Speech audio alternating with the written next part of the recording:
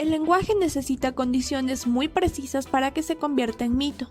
El mito constituye un sistema de comunicación, es decir, un mensaje. Se explica que el mito de ninguna forma podría ser una cosa, una idea o un concepto. Es decir, que se trata de una forma de significación en cierto modo. El mito es una forma de sentido, una exclusión sustancial entre sujetos. La mitología está incluida en la semiología como ciencia formal y en la ideología como ciencia histórica. Por ello, no se tiene que dotar a las formas de los mitos como objetos ambiguos. De hacerlo se caería en el error del realismo estanovista. Además, el sistema semiológico consta de una correlación entre tres términos: 1 significante, 2 significado y 3 signo. En el significante y el significado se da una relación de equivalencia, no de igualdad. A continuación, un ejemplo con el signo rosas pasionalizadas. También se tiene otros modelos tridimensionales semiológicos, como el de Saussure, de Freud y el de la crítica sartreana.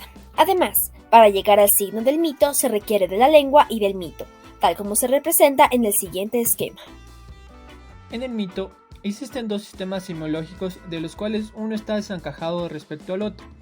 Un sistema lingüístico que es la lengua, o los modos de representación que le son asimilados, que se llamará lenguaje objeto, porque es el lenguaje del que el mito se toma para construir su propio sistema, y el mito mismo, que se llamará metalenguaje, porque es una segunda lengua en la cual se hablará de la primera.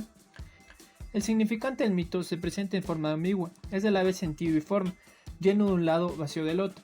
Como sentido, el significante postula de inmediato una lectura, se lo capta con los ojos, tiene realidad sensorial. Como suma de signos lingüísticos, el sentido del mito tiene un valor propio, forma parte de una historia. La forma no suprime el sentido, sino que lo empobrece, lo aleja, lo mantiene a su disposición. Parece que el sentido va a morir, pero se trata de una muerte en suspenso. El sentido pierde su valor, pero mantiene la vida, y de esa vida va a alimentarse la forma del mito.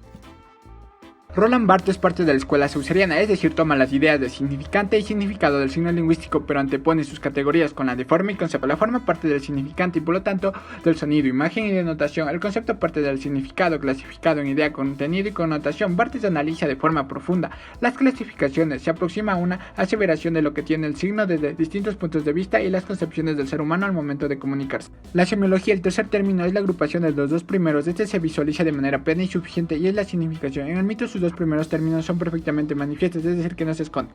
La función del mito es de deformar y no de hacer desaparecer. El mito no oculta nada. El mito oral tiene una extensión lineal y el mito visual tiene una extensión multidimensional. En el mito, el concepto de formar el sentido. Esta deformación es solo posible porque la forma del mito ya es construida por un sentido lingüístico.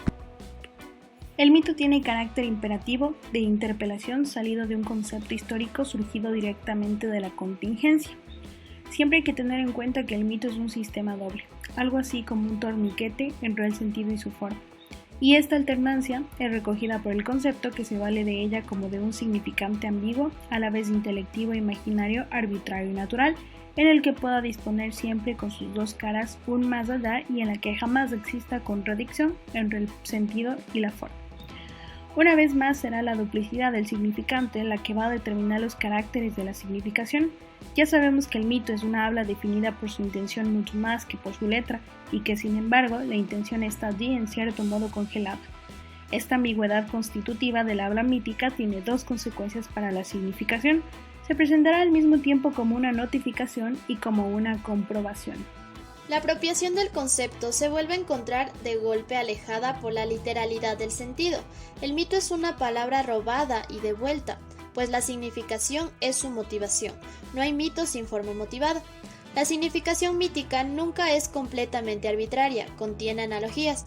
La historia es la que provee sus analogías a la forma, y la analogía entre el sentido y el concepto siempre es parcial.